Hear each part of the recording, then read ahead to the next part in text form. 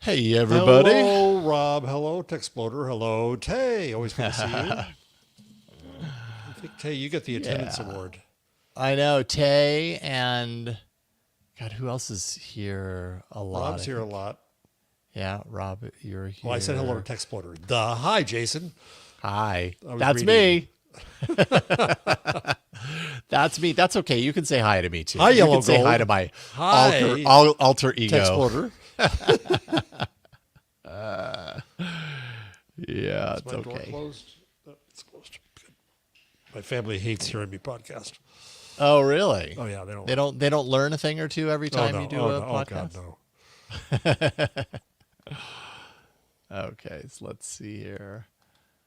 There we go, Daniel. Yes, I was looking for you too because Daniel's here a lot as well. I'm adding this just to see if the framing is right. The framing is right. Okay, good. Cool. Well, everybody, thank you for being here. Little pre-show programming note is that next week's episode is the last live episode before I leave for a family vacation in Italy, which I'm incredibly excited for. Also kind of overwhelmed about because like vacation to Italy is no small feat. Like there's so much to coordinate and plan, and yeah, it's a lot. And I'm doing much of it myself, so I'm a little overwhelmed there, but once we're there, it'll be great. And then we won't have another live show until I think it's like June 3rd or July 3rd. Yeah. Or July 3rd. Yeah. So there will be 3 weeks where we do not have a live show, but we will have 3 weeks of episodes. I'm going to set them up as a premiere. So if you like to be here for these, the live stream, and it's part of your like schedule and everything, you can still do that. There's going to be a YouTube premiere for it, and y'all can chat amongst yourselves. I won't be there for the premiere, so I apologize, but I will be on a vacation with the family, so I want to give it my full attention. I'll be with you in spirit. So yeah, there you go. We're recording some good shows, so. Yes, indeed. We have some really great stuff planned in advance, so they won't be as newsy. They'll be a little bit more evergreen, but we've got stuff coming. So, because Jason does not want to desert you all. No, it feels wrong. I'm so used to not allowing that to happen. You know, anytime I worked for either CNET or Twit, it was like, oh, we're not going to be there that day. Can we do a pre-record? And I think over time, Twit kind of loosened up on that a little bit, but it was definitely that way for so long that it's like ingrained in me. So, okay. Well, we are 6 minutes past the top of the hour, and we've got a ton of really great stuff to talk about. So I'm going to go ahead and remove you from the stage, Jeff. Bye. Bye. Back in a second. I'm going to go ahead and remove the chat from my screen. That doesn't matter to you because you didn't know whether I was looking at it or not. And I'm going to play a little video that starts the show, and then we will be off to the races. If the races was really a podcast about artificial intelligence. Okay, here we go.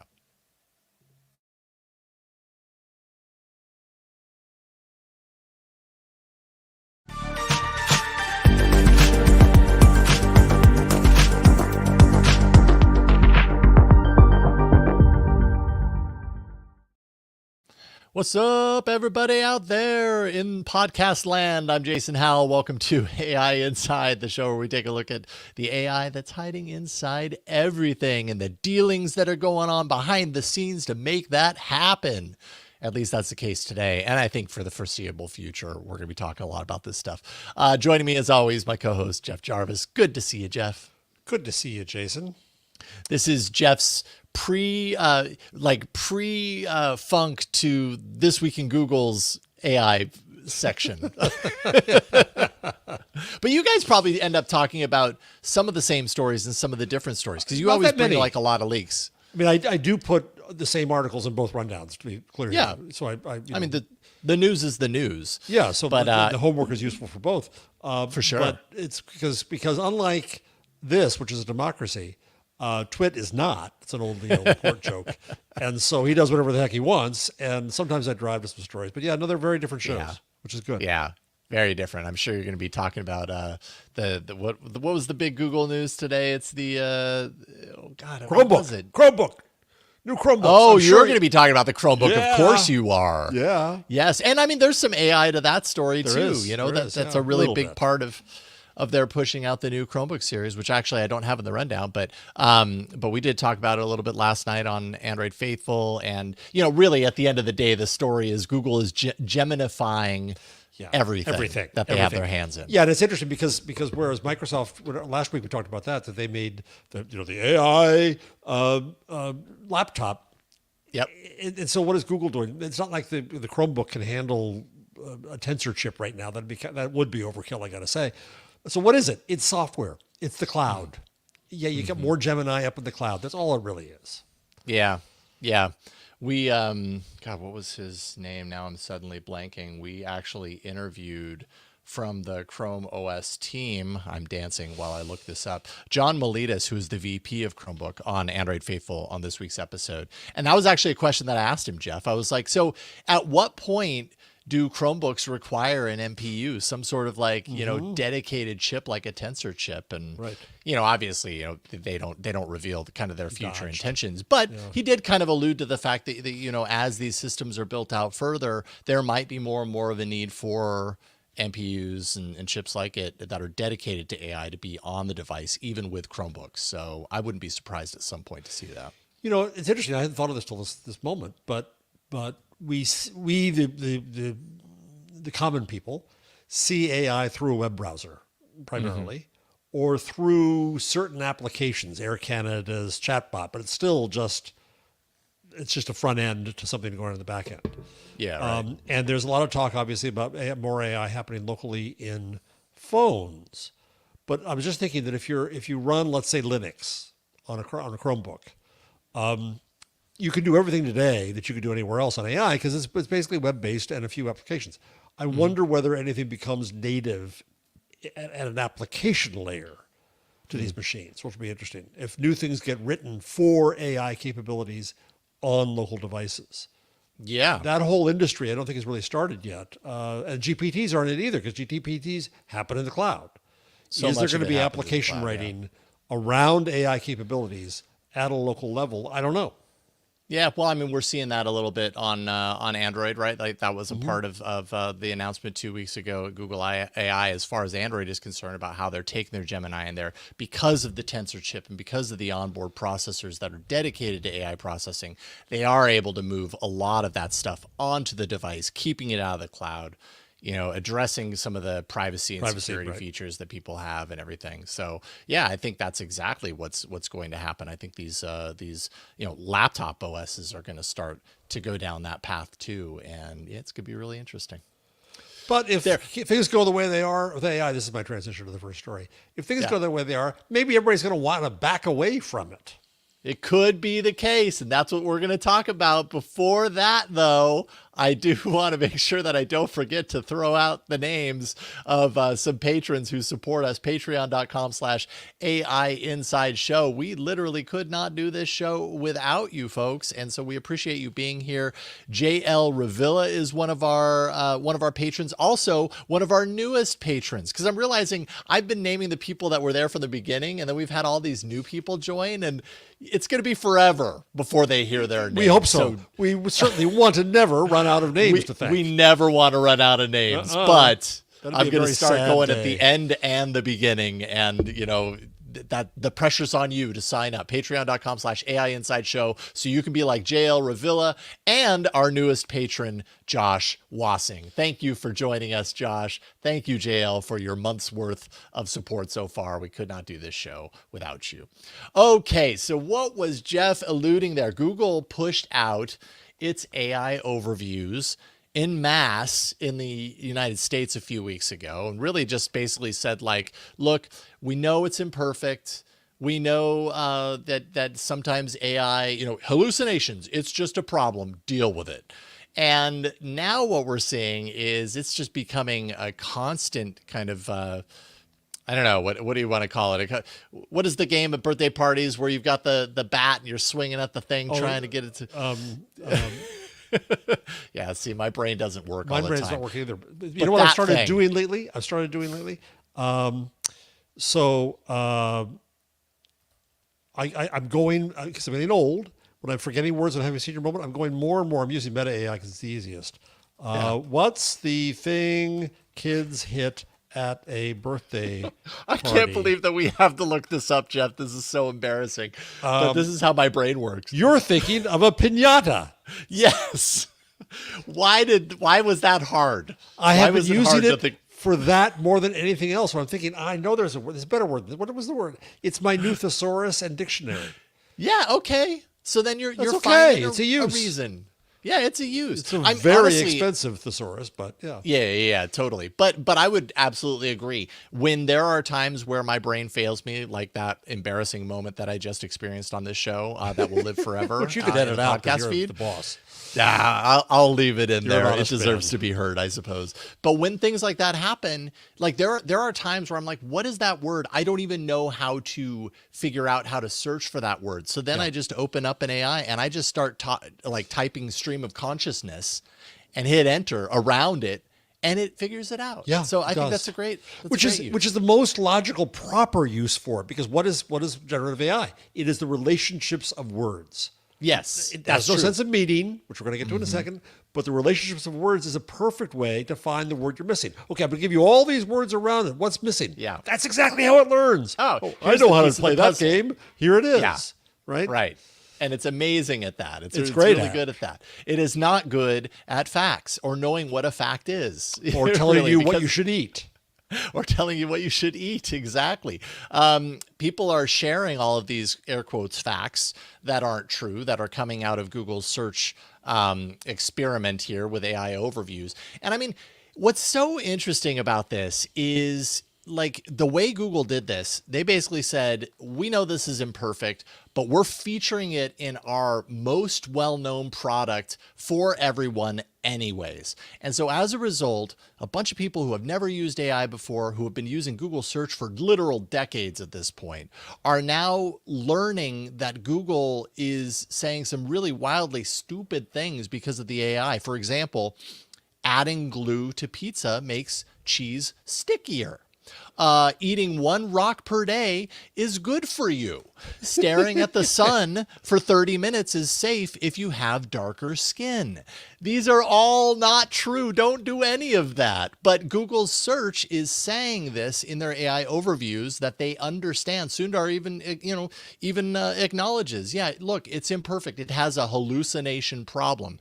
Okay, but what kind of damage is it doing to you, Google, Right, when your main product that everybody knows you for is now suddenly telling people to do harmful things? Like, that's not good.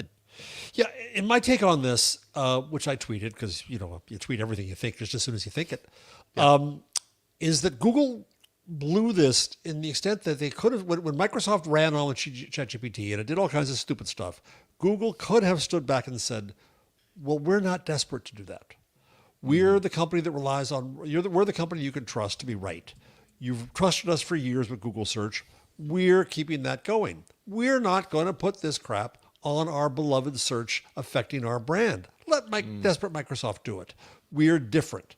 Instead, Google screwed up in two ways. One, by screwing up its search, and two, by looking desperate, by looking like it's does look behind. desperate.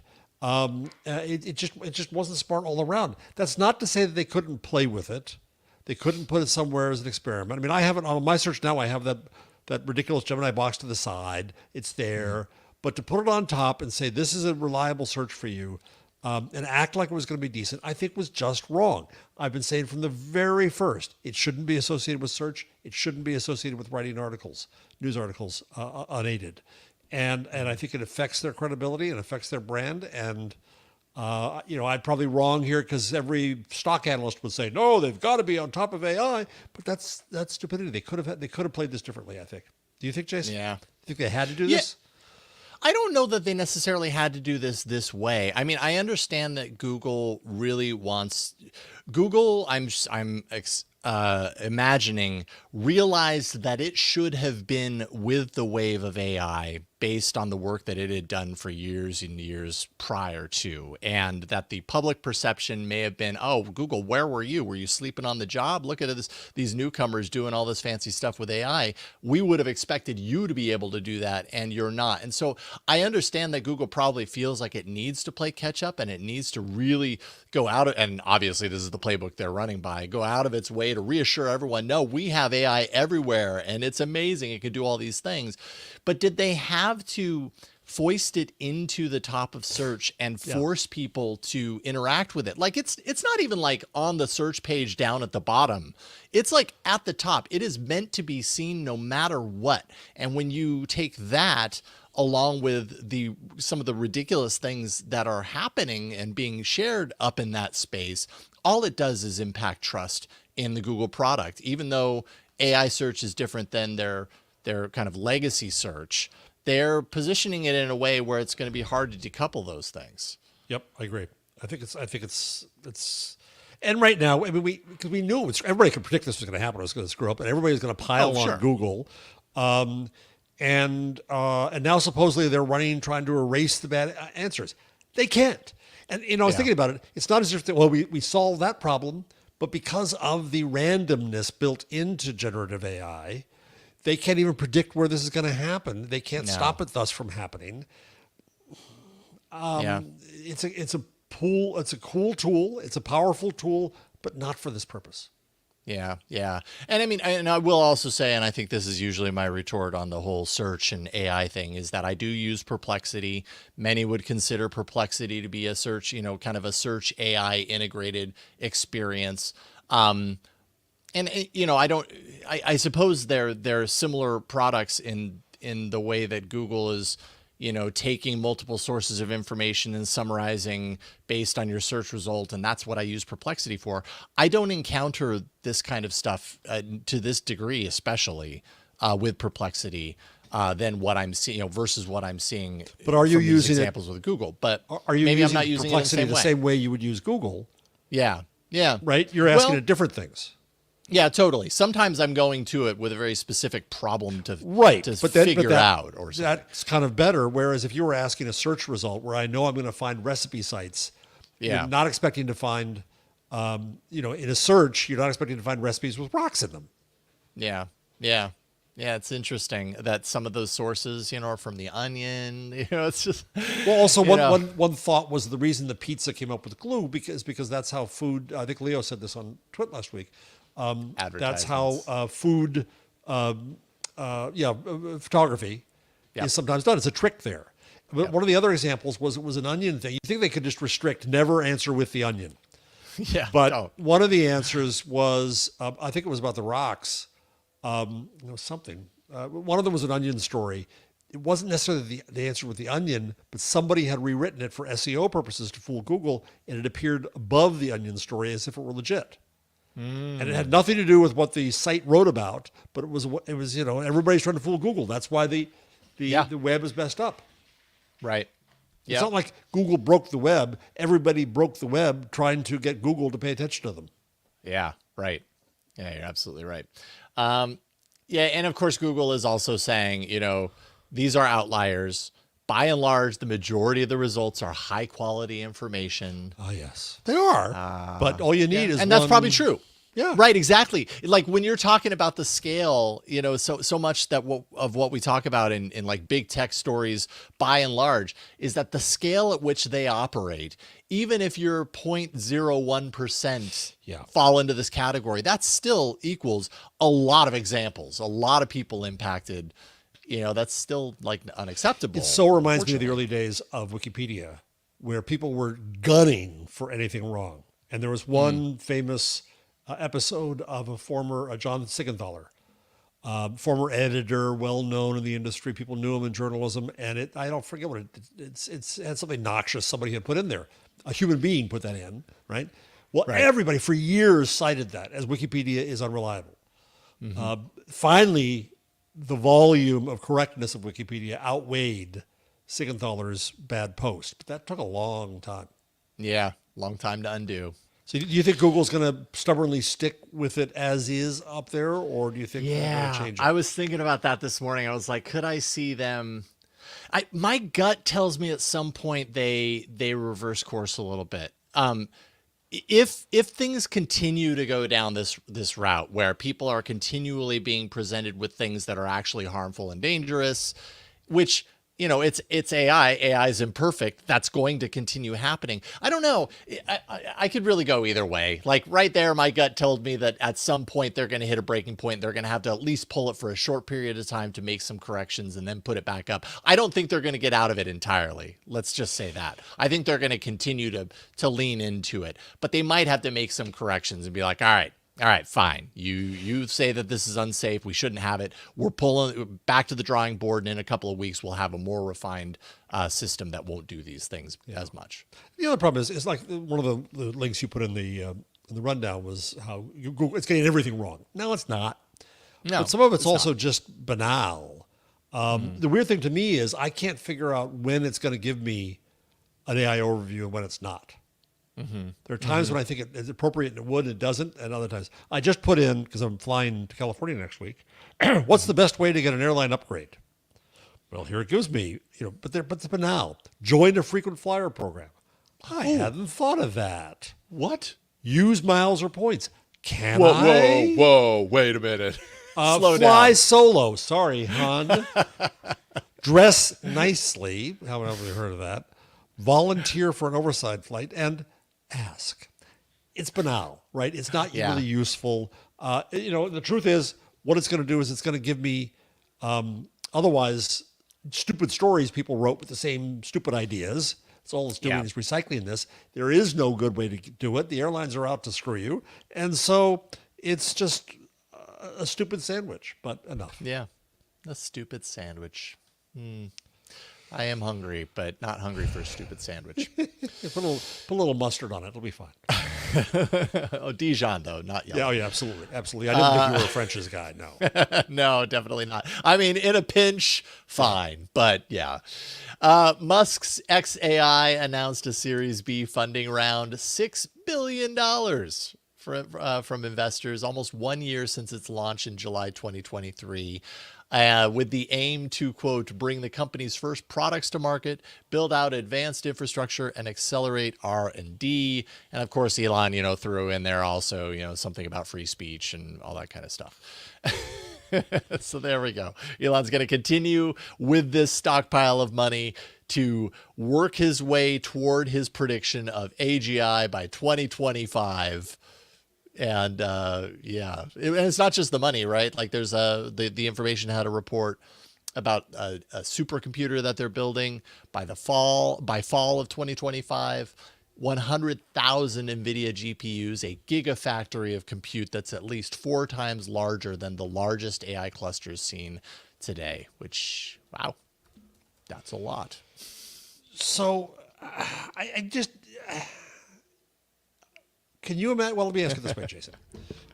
If you had lots of money, and you want more money because people with money get more money, and so it's not an issue of putting food on the table, you got money to play with. Would you ever, and you're not on an AI show, you're not doing this, would you ever invest in an Elon Musk AI company? No. I mean, on a personal level, I wouldn't. If I was a business person, that's just not the world that I operate in, I guess. It's hard for me to know, because on a business level, it seems like people with lots of money still take chances with someone like Elon Musk, because he does have a lot on his resume that is successful, but he's also just from the outside. Just for sure. Difficult. Right. Absolutely. No question. So Sequoia, Mark Andreessen, and Saudi royals invested. Right. I don't think you passed that IQ test. I would not invest in Elon Musk. And then all this stuff about, what he's going to, of course he's going to have, because he's all about macho. Of course he's going to have the biggest, hugest computer you can imagine. Yeah. I think we're way past that idea. I think that big is better, size matters in this stuff. No, quality and control are going to matter. And I think that Elon's coming late to that, but who knows? Yeah. There was also kind of a little back and forth over the weekend that I paid only partial attention to because I was busy enjoying my holiday weekend You're here allowed. in the U.S. But Elon Musk took to X to assert that xAI is about, quote, understanding the universe, which requires maximally rigorous pursuit of the truth without regard to popularity or political correctness, to which Meta's AI chief Yann Lecun responded that xAI was driven by a boss who claims that what you are working on will be solved next year, no pressure, claims that what you are working on will kill everyone and must be stopped or paused, yay, vacation for 6 months, claims to want a, quote, maximally rigorous pursuit of the truth, but spews crazy ass conspiracy theories on his own social platform. And the jabs went back and forth and back and forth. So Yeah, there you go. That's the AI drama. Lecun also said that if it's not published, it's not science. Musk came back and said, well, what have you done? What original science have you done? Lecun came back and said, I've published 80 papers. Yeah, I've got receipts. Gary Marcus came in and said, well, publishing alone isn't enough. And everybody's going around, everybody else. My goodness. It's like a locker room. Yeah, I'm definitely on Team Lecun here. But that's fairly obvious. Agreed. Anyways, if you like the drama, there you go. Sometimes the drama's fun. Sometimes it's like a heavy eye roll. And usually with Elon Musk, I would say, for me, it's usually a heavy eye roll. Yeah. OpenAI says it is actively training its next major AI model. Let's see here. And it's assembling a new safety and security committee to evaluate the company's efforts over the next 90 days. 90 days is what the article said. So I don't know. Does it go away at the end of that? I don't know. Well, I do believe that Sam Altman is on the safety committee. Indeed. So the safety committee that is overseeing all of this has Sam Altman and board members Brett Taylor, Adam D'Angelo, and Nicole Seligman. I'm sure there are others in there. But so basically this really only appeases people who already trust OpenAI at this stage. Yeah, and I will always replay now. I might as well just put it in a cart and hit play. The definition of safety when you're dealing with people who believe in AGI and doomsters is a compromised word. So I don't know what they mean when they say that they have a new safety plan or a new safety committee or who's on it and where their worldviews are. It's Hall of Mirrors time. So, yeah, OpenAI says that the new model that they're working on is going to bring us to the next level of capabilities on our path to AGI. Someone's going to write a book that's titled Path to AGI if it doesn't exist already, because they're all saying it on the path, on the march to AGI. I finished Mustafa Suleiman's book, The Coming Wave. And, he started Google DeepMind. He's now the head of AI at Microsoft. He's a smart and very accomplished guy with all this. But even he goes on about the AGI. I think it's among certain people, it's gospel. Among others, it's a joke. I'm on the joke side. Yeah, and we actually have something we'll talk about a little bit later. It's almost like the first half of this show is kind of like the newsy big headline things, and then the second half is a little bit more kind of I don't know, a little bit more in the clouds, less newsy, more talking about the loneliness and sentience and things like that. So we will get there for sure. Helen Toner, who's a former board member of OpenAI, spoke out on why the board moved to oust Altman last year, that crazy, week that happened that shook the AI world, said the board had lost trust in Altman once he neglected to tell them that he owned the OpenAI startup fund, and also that Altman gave incorrect information on safety practices within the company. And he attacked Toner for a paper that she wrote. There you go. Okay, there's that too. Once they decided the company needed a new CEO, she said, this is actually, by the way, on a podcast, the TED AI show for May 28th. So you can hear all this. She says, it was very clear to all of us that as soon as Sam had any inkling that we might do something that went against him, he would pull out all the stops, do everything in his power to undermine the board to prevent us from even getting to the point of being able to fire him. And so they had to act swiftly and secretly. Deceptive and chaotic was her word. Yeah. On the same podcast, Brett Taylor, who's now the board chair at OpenAI, came back saying they were disappointed Ms. Toner continues to revisit these issues. Well, sorry, but we got to revisit them because we never heard the story. We didn't visit them in the first place. And I think there was some belief that They're just like, shut up. Could you just stop talking about it so people will forget? Right. And we never got a report from the law firm that was hired to audit all this. They just kind of said, oh, everything's okay. It's fine. And Sam's back in charge. It's fine. And Sam's doing safety. It's fine.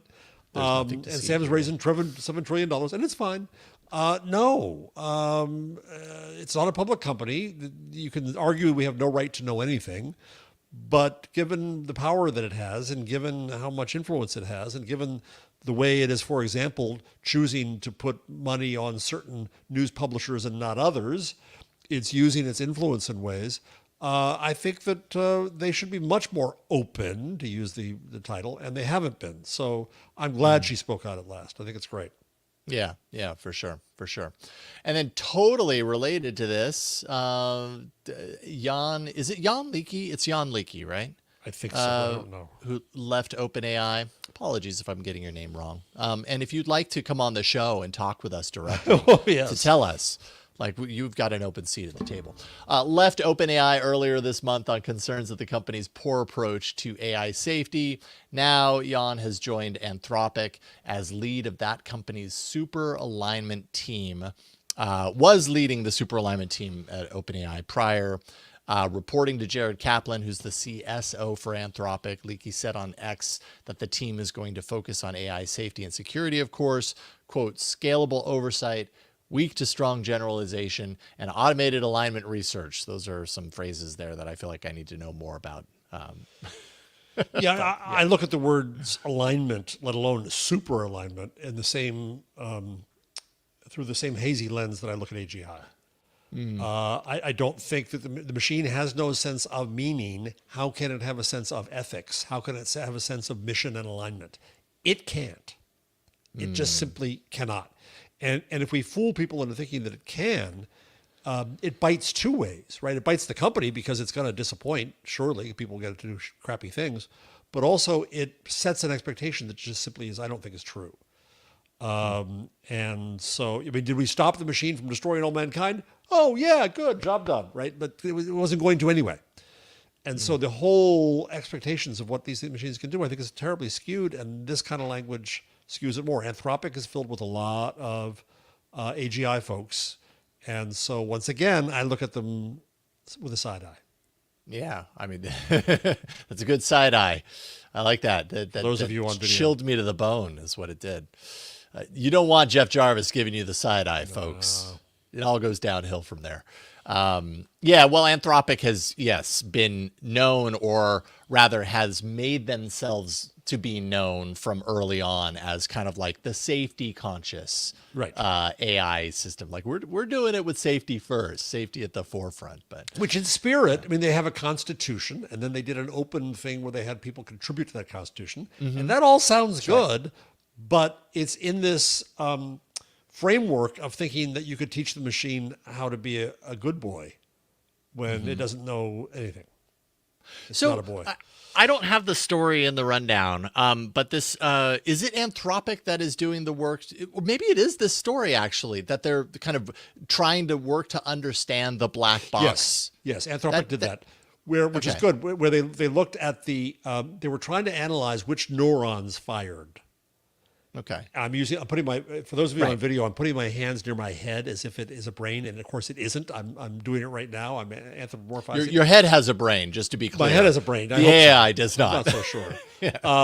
But the AI, of course, is a neural network.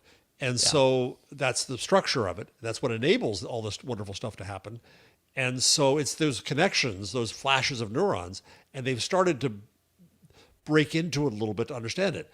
One of the disturbing things about AI to the public is that you don't know why it does things. We can't explain. Explanation is gone. And we're used to explanation, or at least the belief that we could explain things. It's been a while since I've done a plug. I talk about this at some odd length in the Gutenberg parenthesis, where the machine predicts, but it doesn't explain why. It has no why. David Weinberger wrote about this, and a guy named Alex Rosenberg wrote about this. And so there's been this effort to make AI explainable. And it's not because it's so huge and you don't know where the connections are and you don't know where this goes. But Anthropic, I think, did good work here to try to start the process of saying, what can we understand about the regions in which certain decisions are made, which word to put next, how it categorizes things, the connections among things. It doesn't have any sense of meaning or topic, but it does put things together in their relationships. So I think it looked like pretty soon in the paper I was lost, but I think it looks like a good research and a good way to start going to better understand how an LLM just simply operates. We'll never fully understand it, but we can have some better sense, and then maybe there is some chance to do slightly better guardrails. Yeah, I mean, that's the reason that kind of came up for me is, they're kind of talking about how we introduce the concept or the idea of ethics into these systems when it's really about, word prediction versus, kind of like theories or ethos or whatever. And does understanding how the black box work, does that actually explain things in a way that looking at a line of code gives us an idea of how we can go in there and we can change things so that we get it to do the thing exactly the way we want it to? Does understanding the black box give us this similar keys? As you're talking, Jason, with something like ethics, I think I would say maybe it's more. Now I've lost another word. I'll have to ask meta.a what this word is. After somebody dies and they look back at stuff, whatever I'm trying to think that word is. Chat room, can I come up with this word? In retrospect? Well, yes, actually, that's fine. Where maybe if you could record all the flashing in the neural network and ask, why did this in past tense answer come out? Maybe you could back up a little bit better.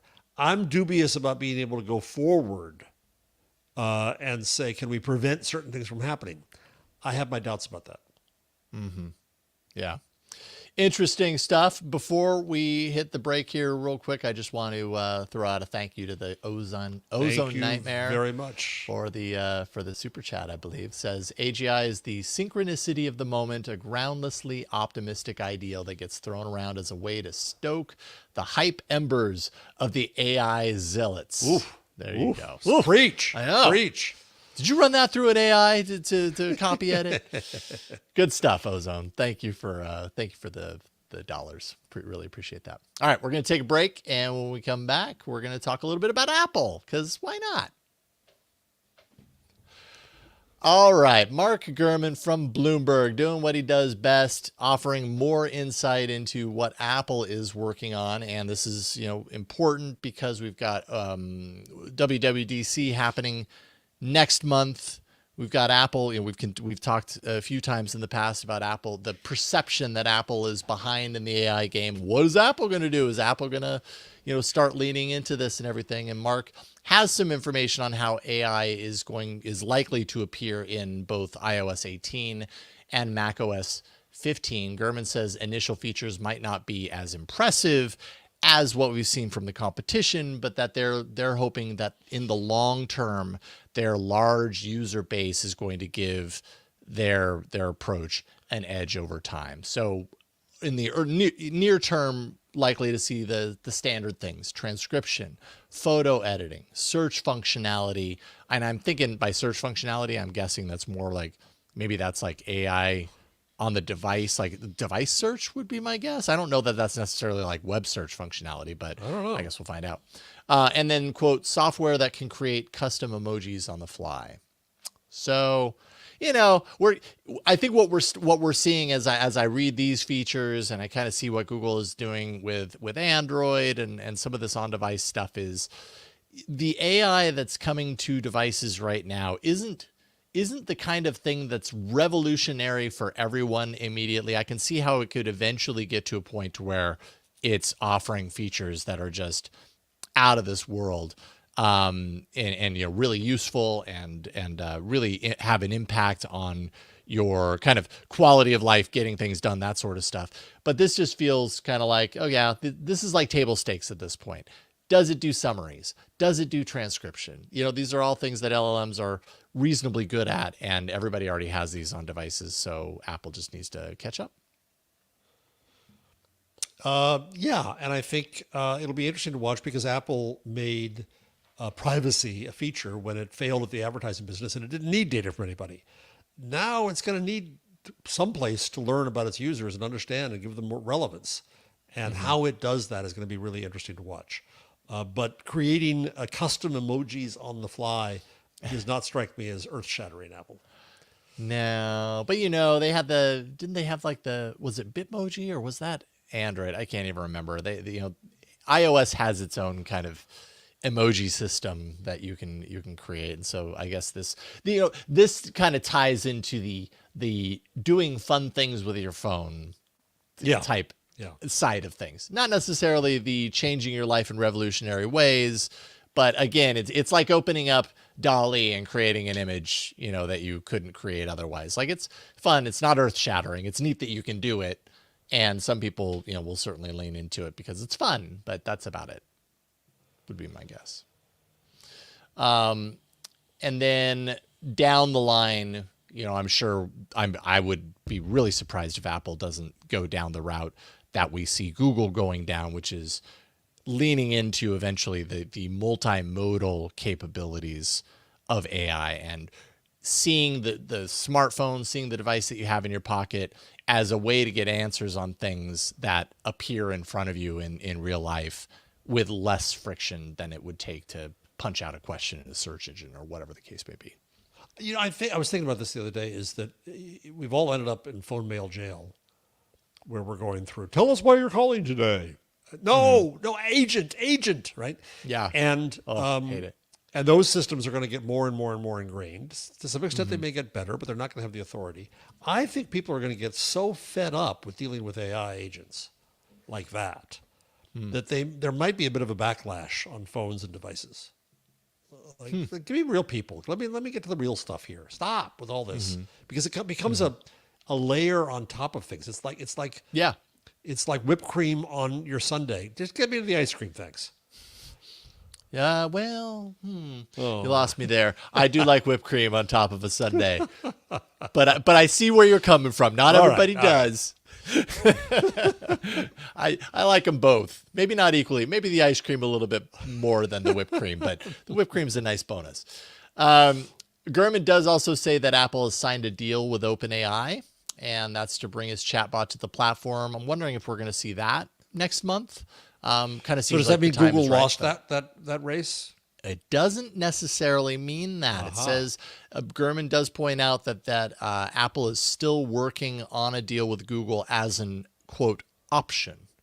So I don't know what that means. Like, what, an option? Like you get to choose your browser window and then you get to choose your AI window. I doubt it's something like that. As a fallback, maybe it's because Apple feels like they need to protect themselves and not put all their eggs in one basket. And so, figure something out with multiples, and then you're not totally locked in if OpenAI goes totally, off and does something really, really stupid.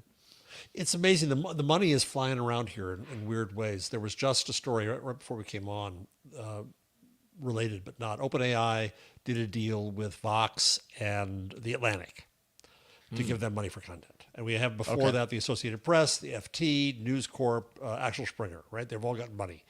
And in this case, the money's going, I presume, the opposite way, where OpenAI gets some money from Apple, though who knows? I don't think it'll be very much because OpenAI wants the positioning.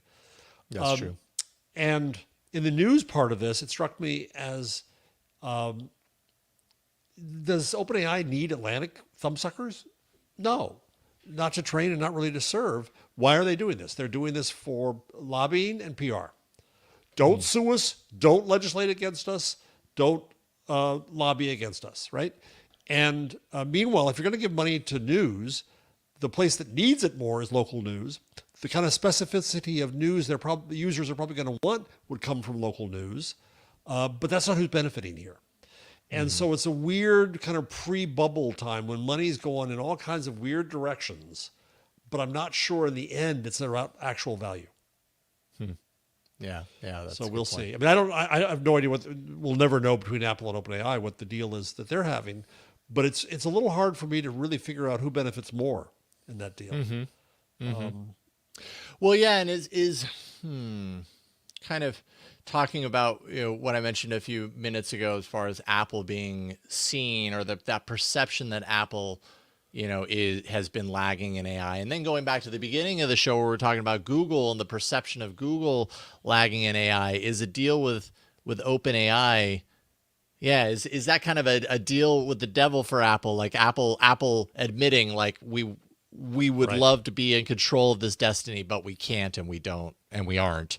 And so we have to make this deal. And that's probably why they're keeping their options open with Google, because I don't think Apple wants to back itself into a dark corner. On the other hand, as you're talking, it occurs to me, it could be that they present it like a choice among search engines, default search engines. And Well, then yeah, maybe yeah. Apple doesn't get blamed for a bad answer.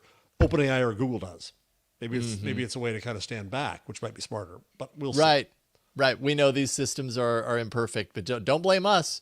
We aren't the ones, you're the ones that want the chatbots. Okay. So here you go. Here's your poo-poo platter of chatbot options. Right. You choose. That's on you. We don't do that around here. Jeff, you included a story about California Senate passing some AI regulation. It's SB 1047, which really seems to put the crosshairs on AI models in order to control their size, control their capabilities. Tell me a little bit about this. The bottom line fear here is that it cuts off open source because it's going to put such responsibility on the model makers. Only the big companies will be able to afford, frankly, the liability insurance to deal with this. So the bill creates a new regulator, the Frontier Model Division of the Department of Technology. Any model that's more than 10 to the 26th flops is subject to regulation. So it's the bigger models, let's say that. But if any model is trained with less compute and lower benchmarks, well, it's kind of okay. But again, this is about the training. So if you do an open source version of Llama, I would presume that counts. Well, here's the deal, is that if you want to train a model that could conceivably fall in any of these categories of size, you have to sign a document. I'm reading from a post by Dean W. Ball. You have to sign a document under the pain of perjury, which is a felony, promising the Frontier model is safe. There is no way to guarantee that. Let me say it again. There's no way to guarantee that, because you cannot possibly predict what every imaginative malign user could make of the AI model to do something bad or something accidental. There's no way. You can't guarantee it's safe. And so now you have the California government coming in saying that you must. And I think what this does in the end, according to some, it doesn't specifically mention open source. But if you're a university, if you're a startup, and you want to train a model that goes past this threshold, then you're up crap creek if you can't have the resources, the insurance, to verify. But it's also a felony at an individual level. You're also putting yourself at risk. So this is just I suppose it's well intentioned, but it's incredibly ignorant as to how this world works. And I always fall back to Gutenberg. My analogy here is that Gutenberg couldn't possibly have said, well, Johannes, you can put your machine out, but just guarantee that no Martin Luther can ever use it and do bad things with it. Guarantee it won't undercut the Catholic Church. Guarantee it won't start a Reformation and the 30 Years' War.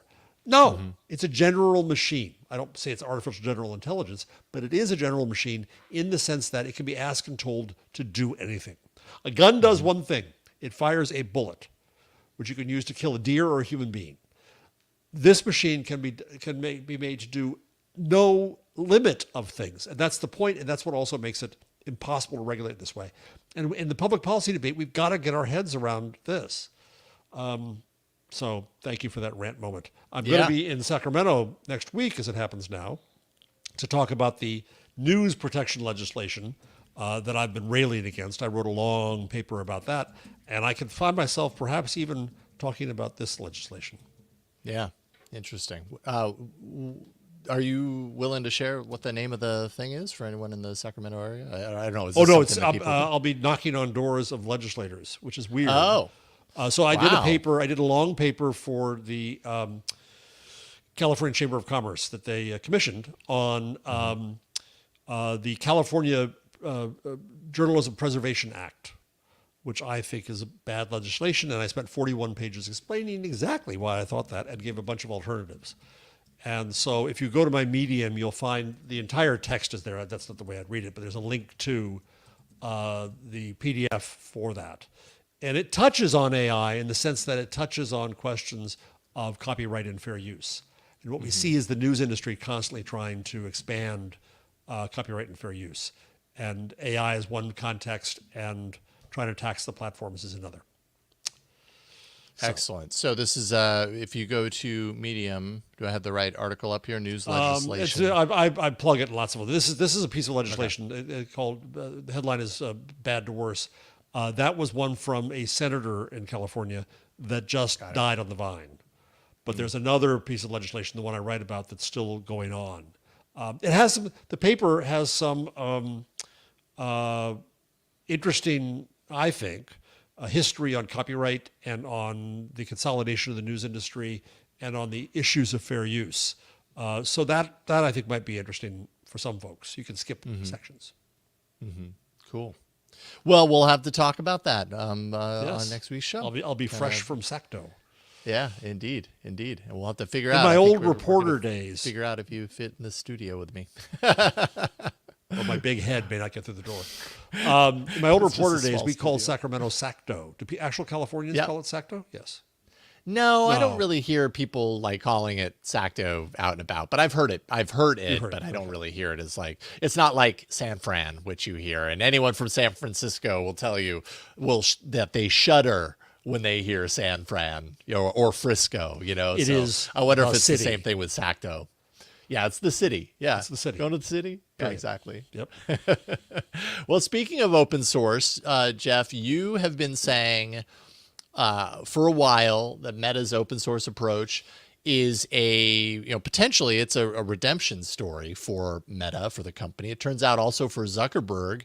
New York Times, Mike Isaac writes that Zuck is, for many years could do no wrong, or could do no right. Sorry. For many years could do no right. There we go. That's the right way to say that.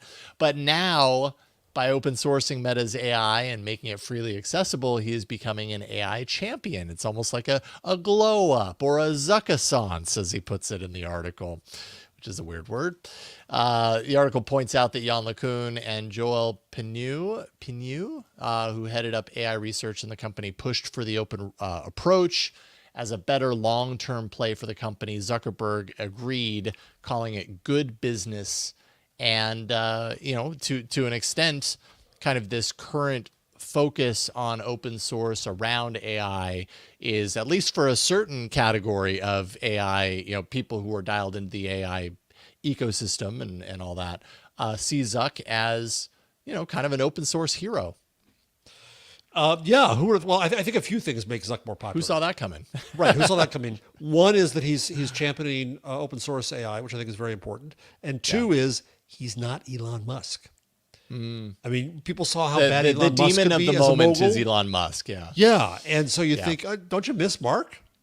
And I think it's true. It's funny, I just saw a stock story come by that one of those ridiculous things that comes in my feed. One of the two stocks you should buy if you want to buy an AI, and Meta's now one of them. So he's really made himself into an AI company, even though it's now named Meta. But so I think this has been a clever strategy. Open source hero, Mark Zuckerberg. Plus, he changed his wardrobe and his haircut, and that helps too. Yeah. I've seen some clothes recently. He's looking pretty dapper, depending on the situation. See, I idolize Mark Zuckerberg now. Mark, you're my hero. Got to make some room on the wall for a Zuckerberg I don't think poster. that'll get you many drinks in the bar. No, I don't think so either. And AI as a cure for loneliness. And what did you think of this? Well, I think it can sound kind of counterintuitive or maybe even a little dystopian. But this Guardian article was, I think, a really interesting read in kind of sharing the alternative view, which is, that loneliness right now worldwide, at least the article makes the case that worldwide loneliness is an epidemic. and that people are craving human connection and not getting it from humans a lot of the times. And so the article talks to a lot of people, some professors, some researchers, to kind of illustrate that their interactions that they're craving, they might not be able to get it with that interaction with humans, but they might be able to get something along those lines with an AI. It's not perfect. It's not going to be a truly human interaction, but it might help them feel less detached. It might help them practice the skills that would bring them back into human contact. And I don't know, like I get where it's coming from. I do think that for some people, this would make a lot of sense. And for some people, that doesn't matter how much sense it makes for anyone else. They're going to look at this and they're going to say this is horrible for humanity. And I don't think you can make everybody happy in this regard. Yeah, the story kind of disturbed me a little bit because it is the ultimate anthropomorphization that that's true. This machine is a companion. But people are. I'm not sure I buy the idea that we have this epidemic of loneliness. That was one question I had. Like, where does that come from? Yeah, and so I'm not necessarily buying that. Certainly, are there lonely people in the world? Absolutely. In a sense, I'm being wrong because a novel can make you less lonely. Music can make you less lonely. A good movie can make you less lonely. In that sense, it occupies your mind. It connects you with ideas and creativity and so on. So maybe it's okay. I just watched a presentation by Lev Manovich, who's a brilliant digital humanities artist at City University of New York. And he's doing a lot of work right now on AI and aesthetics.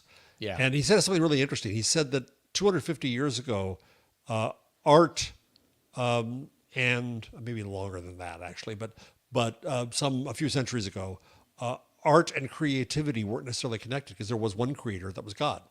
So the artist was not the creator. The artist was a vessel, right? Mm-hmm. And that's a very different way to see the world. And so the way he was asking that, believe it or not, this is relevant to AI in 1 second, where he was saying, we ask whether AI can be creative. Well, define creativity. Our whole sense of creativity has changed as a society over the last few centuries. So I suppose one could come to the same sense of companionship. But if your AI sounds like Scarlett Johansson, don't get too attached. You're going to lose it when she sues. Yeah, you're going to lose it. Yeah. Might never come back. She's going away from you. There was one interesting quote before we get to our last story that I thought that just kind of made me pause and kind of think a little bit.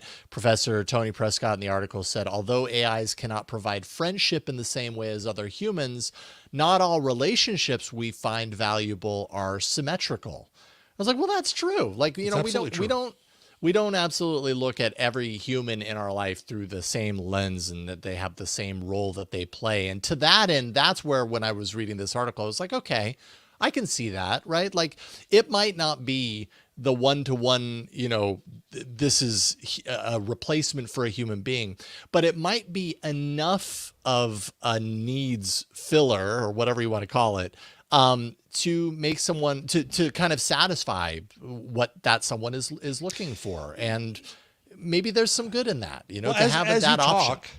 I mean, I'm not a gamer, but isn't that awfully true when it comes to games? I don't mean multi-person games, but I mean a single game where you play something, and in a way you're interacting with the creator of that game. Oh, for sure. Yeah, no, that's a really great point. Yeah. But what did people say about kids in games? They're not really dealing with real people. Oh, no, it's going to skew their worldview. It's going to mess them up. Yeah, they're going to become isolated. No, you're interacting with something. You're stimulating your thought. For sure. Okay, I could see a sense of companionship that I can get my head around begin there. Yeah, very interesting though. It definitely got my mind kind of thinking about it in some different directions. Yeah. And as did this next article, which you put in, a time.com article about AI and the idea that it might be or someday become sentient. This idea of sentience, that is having subjective experiences, and how that's a really big part of this concept of AGI that we were talking about earlier, that I alluded to. The article points out that there may be a lot of reasons why people feel like AIs are already sentient, which I think is silly, but those reasons, they speak the language of being sentient, i.e. they speak the language of being conscious. If a human says, I'm hungry, I have no reason to doubt them, even though I don't see that hunger with my own eyes. So why would I doubt it when an AI says it? Could be true here, but the article says this is wrong for, I thought, a very valid reason. This was a really good kind of like mind twister for me, but and it's very obvious, right? LLMs know how to string syllables together to express something like I'm hungry, but they don't actually have the physiology, no body, no chemistry, no machinery that relies upon food in order to live or survive or derive happiness or whatever. They don't have the required physiology for that kind of awareness to be valid. And again, it sounds so obvious to our reality. Right. It sounds so obvious. It's like, well, yeah, duh. It's a machine. But I think that's a really good. This article did a really great job of illustrating why that is such like that goes too far to believe that could be true. And I'm not even saying that it couldn't be true somewhere way off down the line, that we don't build some sort of machinery that includes all of the senses and has, like, maybe that's possible, but I don't think we're nowhere near that. I don't think I see that in my lifetime. No, this piece was written by Feifei Li and John Echemende, hope I pronounced that correctly, at Stanford, who do really smart work about this. They're not on the crazy end of all this. In my next book, The Web We Weave, coming out in October, I write about the case of Blake Lemoine, which many of our audience will remember, is the Google engineer who said that Google's model was sentient, and then tried to hire a lawyer for it and lobby Congress for it, and got fired for this, as he should have, I think. It is the ultimate of anthropomorphization. We imbue in the machine a sense of ourselves. And it's not unlike what Emily Bender, the University of Washington linguist, says. She was an author of the Stochastic Parrots paper, is that when we sense meaning in the machine, we're the ones who impute the meaning. The machine doesn't have it, but we think we want to see it in it. And I think the same is true of sentience. And the same, it goes back to the prior story, right? The same would be true of companionship. And there is a risk there, because it could be used by a malign actor to fool us and exploit us. Now, I generally believe people are smarter than this, and no, we're not going to be just the dumb agent. The machine's not going to be able to just make us do whatever it wants to do. A, it doesn't want anything, and B, we're smarter than that.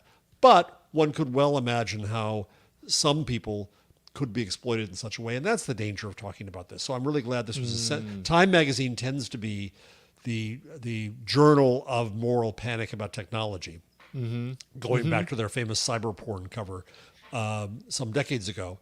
I was going to say, when I saw this article in the rundown, I was a little surprised that came from you. I was like, well, wait a minute. Time? Yeah. Written Time off a long time ago. I have too. That's really why I put it in, because I think it was very good. I'm glad they did that. Totally agree. Well, I have kept you for 6 minutes longer than I'm supposed to on a Wednesday, because I know you got to get ready for your next show, and you were a busy person. Jeff Jarvis, thank you so much for doing the show with me each and every week. Thank you, boss. I continue to learn so much talking through these concepts. And next week, if we figure it out, I don't know if we can. I'm putting a big burden on Jason here, trying to figure out all the technology. But my hope is that we'll be in the same room, or building, or zip code. Right. Definitely same zip code. Yes. Hopefully same room. Yes. This is not a very big room, but I think I can figure it out. So we'll figure that out together. Gutenberg.com is where people can find the work that you have done already with magazine and the Gutenberg parenthesis. And when your new book comes out, is it going to hit this site also? Yes, I will figure that out. I have to get my son Jake to help me do that. Got it. I hear you on that one. Well, thank you, Jeff. Great stuff today. I appreciate you. AI Inside, we do this show live every Wednesday at 11 a.m. Pacific, 2 p.m. Eastern on the TechSploder YouTube channel.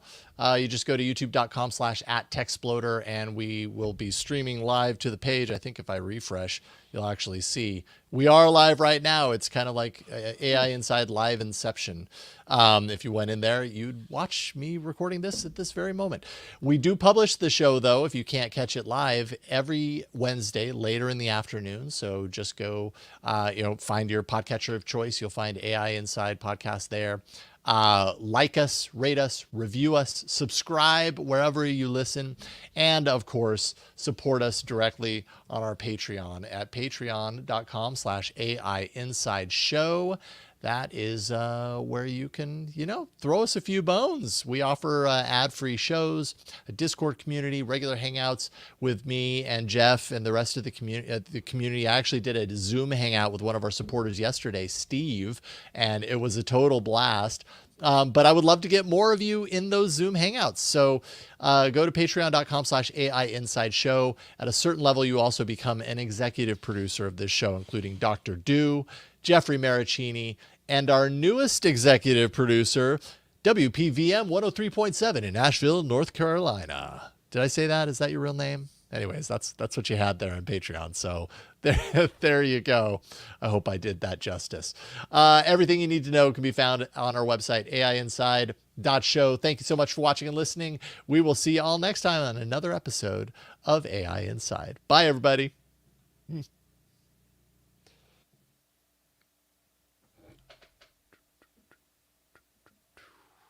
Okay, and done. There we go. Okay. I will ask Leo and Lisa whether I can use a room at Twit if need be, so that we can just as like a fallback. It's fallback. I think it's a fallback. That's probably a great idea. Okay. But I really think that I can do it in here. I think the challenge that I'm faced with is not, can you and I do an episode here in person? But the guest. It's more, how can I do that and not have it be weird with a guest? And it might actually be fine. Like if I have a laptop on my lap, I can probably do everything I really need to do. So it might be okay. But I'll play around with it a little bit. Yeah. I'll be leaving Sacramento early, so if we want to do anything to make sure that we can do it the other way, let me know. Okay. All right. Cool. Good. Thank you, Jeff. See It's ya. fun times. All right. Take Have care. a good afternoon. Thanks, Good travels. Oh, I gotta wait. Bye. Oh, that's right. I always forget about that. Okay. Everybody watching and listening, thank you so much. Thanks, everybody. So great. Really we had appreciate it. We had such an involved and active chat. We had a lot of people watching live. We got some super chat going. Y'all are great. Thank you for being here. We appreciate you, and we'll see you next time. Bye, everybody.